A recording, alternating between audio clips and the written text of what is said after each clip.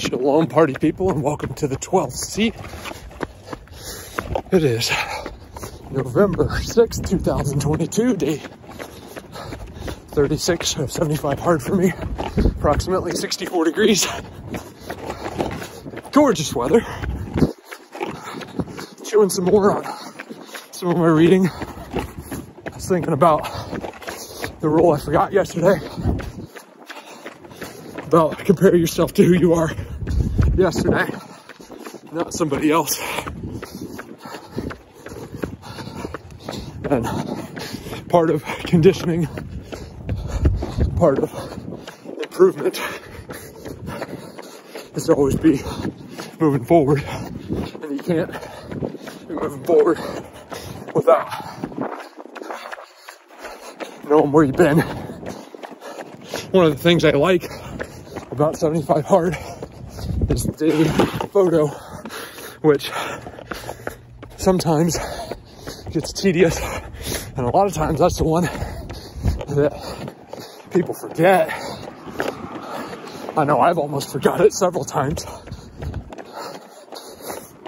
but it allows you to go back and see, hey, this is what I looked like yesterday. It's what I looked like 2 weeks ago. This is what I looked like 36 days ago. And that camera doesn't lie. So that, plus my weigh-in. And the weight doesn't tell everything, but it does tell if I've been overeating, which I think the photo and the weight is really good together. But yeah, comparing yourself to who you were yesterday. And that goes more than just 75 hard. That's for, hey, I've done these things and they need to be adjusted.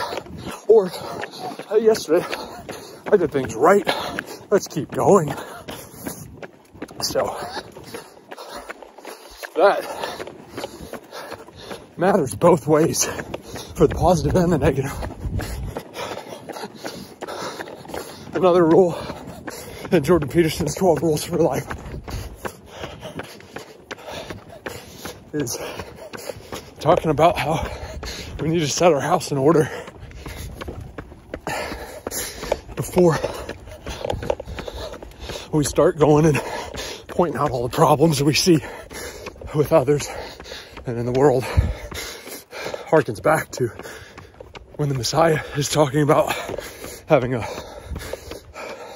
log in our eye that we need to remove before we deal with the speck in our neighbor's eye. And knowing, hey, this is what it feels like to have rooting around in a sensitive area. This is what it feels like to have something forcibly removed from a situation. So that way we can use the tact appropriately to deal with the situation.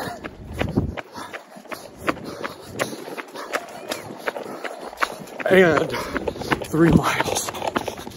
Whew.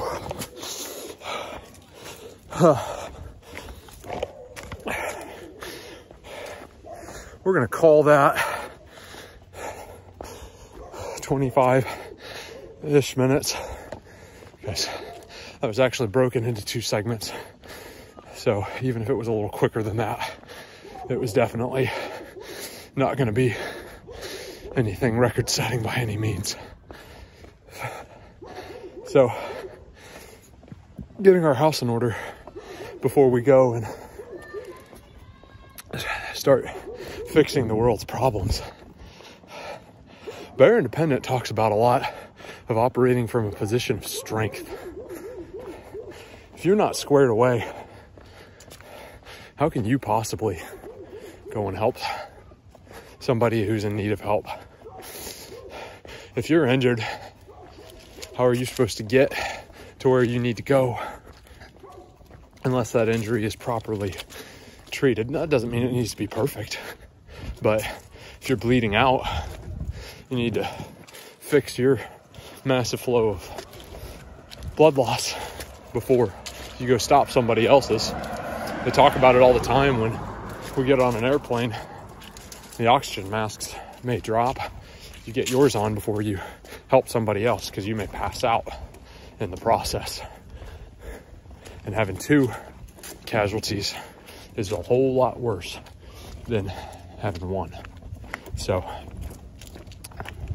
getting your house in order, fixing what is blatantly wrong in your area, also helps people see, hey, this person has conditioned themselves to be at a point where they don't have this problem anymore. Maybe they understand a solution for it. You know, it's always viewed very hypocritically when somebody talks about the shortcomings of a politician, when we know that that person, because we spend time with that person, we know that that person has similar things going on in their life. It just falls flat when they're, oh, I can't believe that person was unfaithful to their spouse, when the person who may be making that criticism could be going through the same thing. And obviously, yes, we want to hold people who are public figures to a high standard, but if we don't hold ourselves to a high standard, how can we point out the flaws of somebody else? And in all honesty, we need to point out those flaws in love. Let me see if I can move my head so it's not in getting all that sunshine on that camera lens. But needless to say,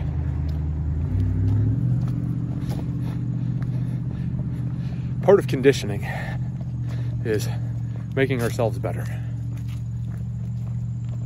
Making ourselves better than we were yesterday.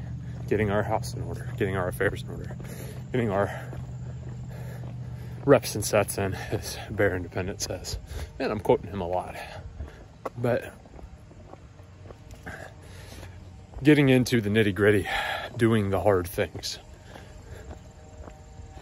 You know, I heard a stat that I need to go look this up and find out if it's true for myself, and if I'm wrong, tell me in the comments. But I heard a stat that there's twice as many overweight people as there are starving people in the world right now. And that counts every third world country. That counts every first world country. But yes, starvation is a real problem, and I don't want people to die of something that is very fixable. But I also don't want people to die of something that is very fixable in people being overweight or obese. Because there's some people who are just downright obese. And it would sure benefit them if they